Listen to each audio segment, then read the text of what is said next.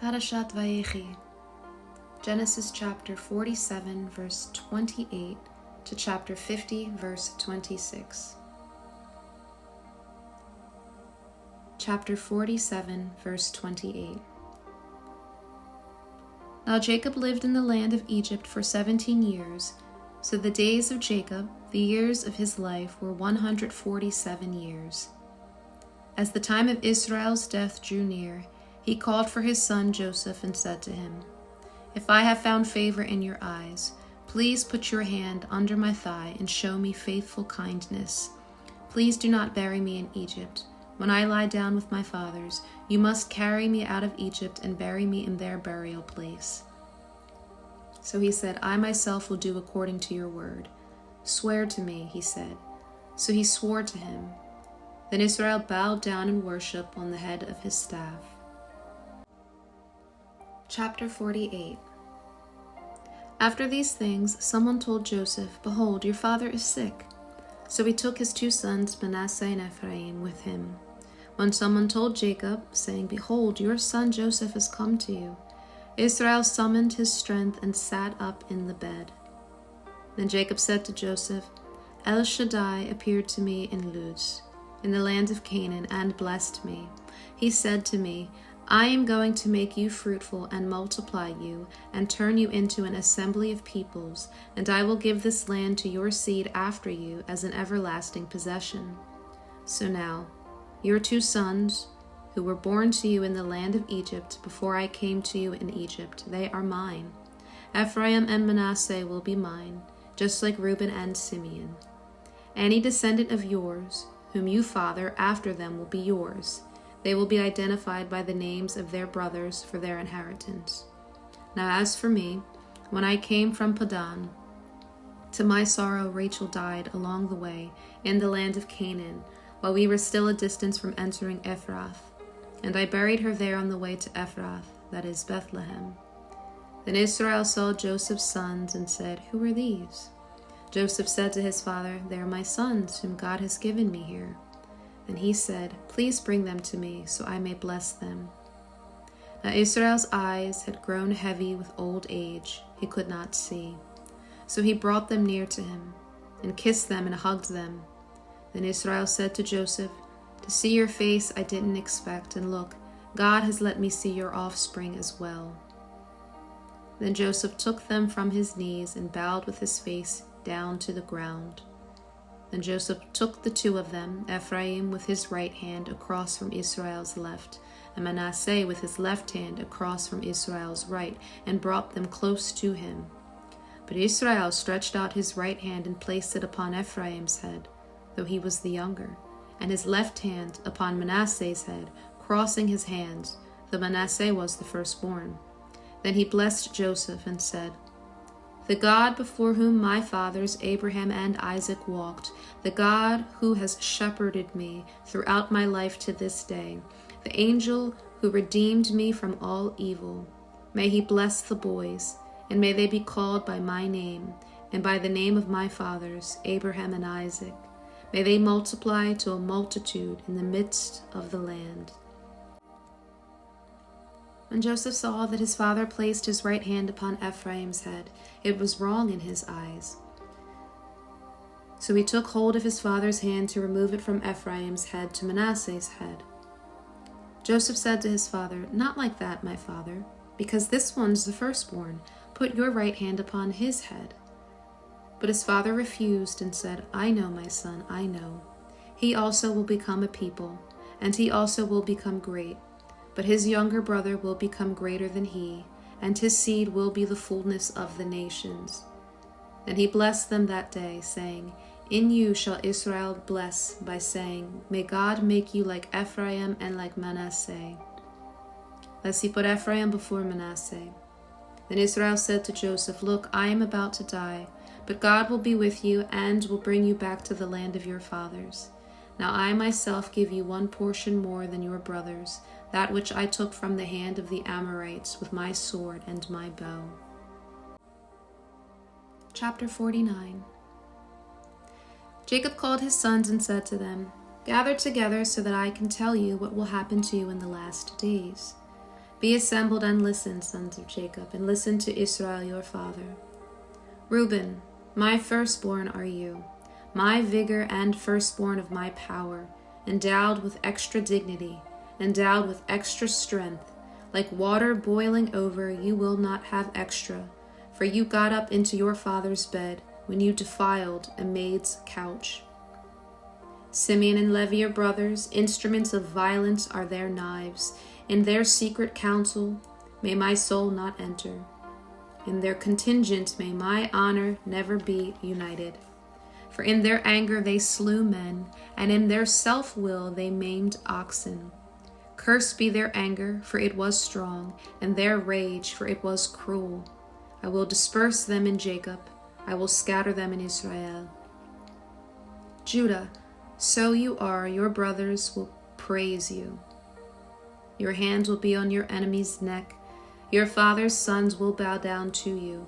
A lion's cub is Judah. From the prey, my son, you have gone up. He crouches, lies down like a lion or like a lioness. Who would rouse him? The scepter will not pass from Judah, nor the ruler's staff from between his feet, until he to whom it belongs will come. To him will be the obedience of the peoples. Binding his foal to the vine, his donkey's colt to the choice vine, he washes his garments in wine, and in the blood of grapes his robe. His eyes are darker than wine, and teeth that are whiter than milk. Zebulun will dwell by the seashore, and be by a harbor for ships. His distant border reaches Sidon. Issachar is a strong-boned donkey, lying down between two saddlebags. He saw that a resting place was good, and that the land was pleasant.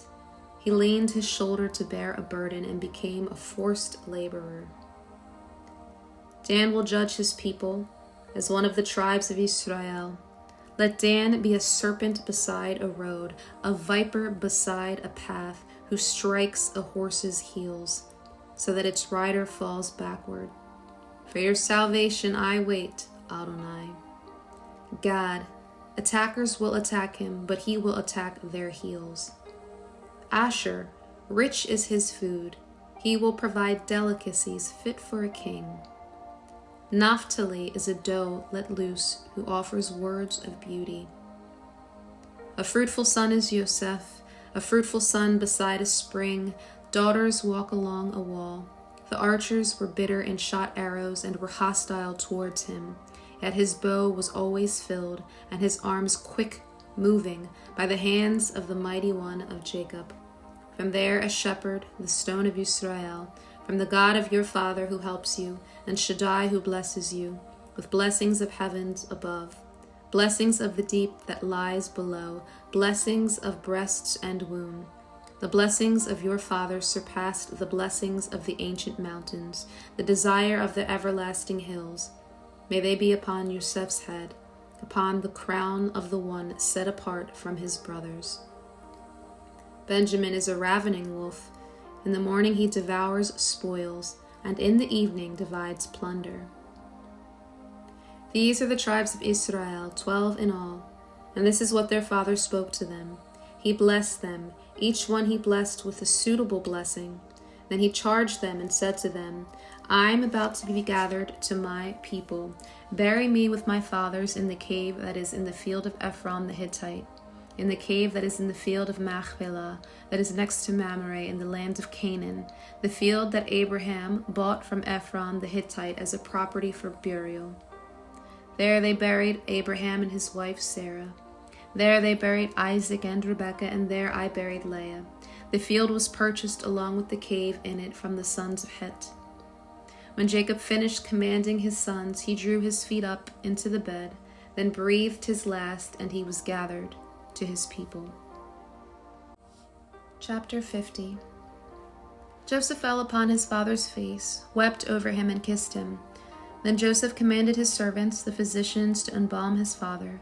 So the physicians embalmed Israel. They took 40 days for him, because that is how long embalming takes, and Egypt wept 70 days. When the days of formal weeping passed, Joseph spoke to Pharaoh's house, saying, "If I found favor in your eyes, please say in Pharaoh's ears, 'My father made me take an oath, saying, Behold, I am about to die. In my tomb, which I dug for myself in the land of Canaan, there you must bury me. So now, please allow me to go up and bury my father and then return.' Pharaoh said, 'Go up and bury your father, just as he made you swear an oath.' So Joseph went up to bury his father. Also all of Pharaoh's servants, the elders of his household, and all the elders of the land of Egypt went up with him, along with all of Joseph's house, his brothers, and his father's household. Only their children and their flocks and cattle were left in the land of Goshen. Chariots and horsemen also went up with him. It was a very impressive company. When they came to the threshing floor of the bramble on the other side of the Jordan, they mourned there. A very great and solemn lamentation. He observed 7 days of mourning for his father. When the inhabitants of the land, the Canaanites, saw the mourning ritual at the threshing floor of the prickly bush, they said, "A solemn mourning ritual this is for the Egyptians." That is why it is named Abel Mitzrayim, which is on the other side of the Jordan. So Jacob's sons did for him just as he commanded them. His sons carried him to the lands of Canaan and buried him in the cave of the field of Machpelah, the field that Abraham bought as a property for burial from Ephron the Hittite, next to Mamre. After burying his father, Joseph returned to Egypt, he and his brothers, and all those who went up with him to bury his father. When Joseph's brothers saw that their father had died, they said, "Maybe Joseph will be hostile towards us and pay us back in full for all the evil we showed him." So they charged Joseph, saying, "Before his death your father gave a command, saying, 'Thus you must say to Joseph, Please forgive, I beg you, the transgression of your brothers and their sin because they treated you wrongly. Therefore, please forgive the transgression of the servants of the God of your father.' Then Joseph wept when they spoke to him. And his brothers also came and fell down before him and said, 'Behold, we are your slaves.' But Joseph said to them, 'Don't be afraid, for am I in the place of God? Yes, you yourselves planned evil against me. God planned it for good, in order to bring about what it is this day, to preserve the lives of many people. So now don't be afraid. I myself will provide food for you and your little ones.' So he reassured them, speaking kindly to them. Joseph remained in Egypt, he and his father's household, and Joseph lived 110 years. Joseph saw the 3rd generation of Ephraim's sons. Also the sons of Machir, Manasseh's son, were born upon Joseph's knees. Then Joseph said to his brothers, 'I am about to die, but God will surely take notice of you and will bring you up from this land to the land that he swore to Abraham, to Isaac, and to Jacob.' Then Joseph made Israel's sons swear an oath, saying, 'When God takes notice of you, you will bring my bones up from here.' So Joseph died at 110 years old, and they embalmed him, and he was placed in a coffin in Egypt." 1 Kings chapter 2, verses 1 to 12. Now when the time of David drew near to die, he charged his son Solomon, saying, I am going the way of all the earth, so be strong and be a man. Keep the charge of Adonai your God, to walk in his ways, to keep his statutes, his commandments, his ordinances, and his decrees, according to what is written in the Torah of Moses, so that you may succeed in all that you do and wherever you turn, so that Adonai may fulfill his word which he spoke concerning me, saying, if your children watch their way, to walk before me in truth with all their heart and with all their soul, you shall not lack a man on the throne of Israel. Moreover, you also know what Joab son of Zeruiah did to me, what he did to the 2 commanders of the armies of Israel, to Abner son of Ner and Amasa son of Jether, whom he killed, shedding the blood of war in peacetime, and putting the blood of war on his waistband and on his sandals on his feet. So act according to your wisdom, and let his gray hair not go down to Sheol and Shalom. But show kindness to the sons of Barzillai, the Gileadite, and let them be among those who eat at your table. For they befriended me when I fled from your brother Absalom. Also, behold, You have with you Shimei son of Gera, the Benjamite from Bahurim, who cursed me with a grievous curse on the day I went to Mahanaim. But when he came down to meet me at the Jordan, I swore to him by Adonai, saying, I will not put you to death with the sword.